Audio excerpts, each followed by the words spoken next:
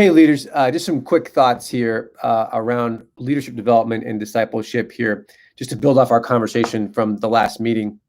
When I first moved to Wisconsin here about 12 years ago, I was working in an office that was an extremely tenured office. They had a ton of experience, and the leaders had a ton of experience.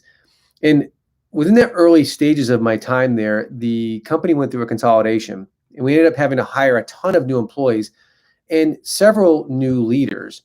And as I got ready for the interview process to interview these new prospective leaders, I went out to my most tenured manager and I asked him for some feedback and some background on the people that were going to be in the pool. Who were the people that were of interest, who had showed some leadership potential in the past, who had potential. I figured since he had been there a long time and he had seen a lot of these people that he could have a lot of insight. His response shocked me. When I asked him this question, he thought for several seconds and then he said, I don't know. He'd worked there in that office for a long time, and in his mind, he saw his role as the one who was responsible strictly for getting the job done and for getting the numbers that they needed to get, and really had not paid a lot of attention to the development or looking at the capacity of people that were around him. He tended to be more reactive than he was proactive in looking out to see who had potential, who should be cultivated, who should be poured into and developed.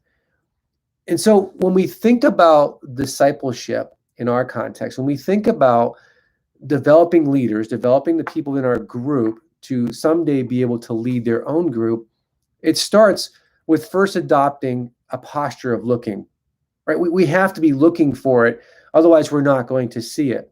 So as you're leading your groups, are you paying attention to the people who participate in the discussions, the people that bring up the good points, that ask the great questions? Do you know who the people are and pay attention to folks when they pray out loud, when they're willing, they volunteer to do that? When there's a need in the group and this person steps up and fills that void. If there's activities that are going on in your group outside of your group time together, who are the people that are organizing those? Who is showing interest in developing community outside of the group? When there's a need in the group, who are the people that are the first to bring that forward, maybe even organize the effort to take the burden? It starts with a posture of looking. Are we looking at who is in our group and how they are developing and the traits and the tendencies that they have? That can tell us a lot about where we turn to next to pour into. How do we start the process of identifying who in your group is the next leader? Who might be your replacement? Who might be the next leader of the next new grow group here at Crossway Church? We have to first have our eyes open and looking for it. Have a great week, everybody, and we will talk to you next week.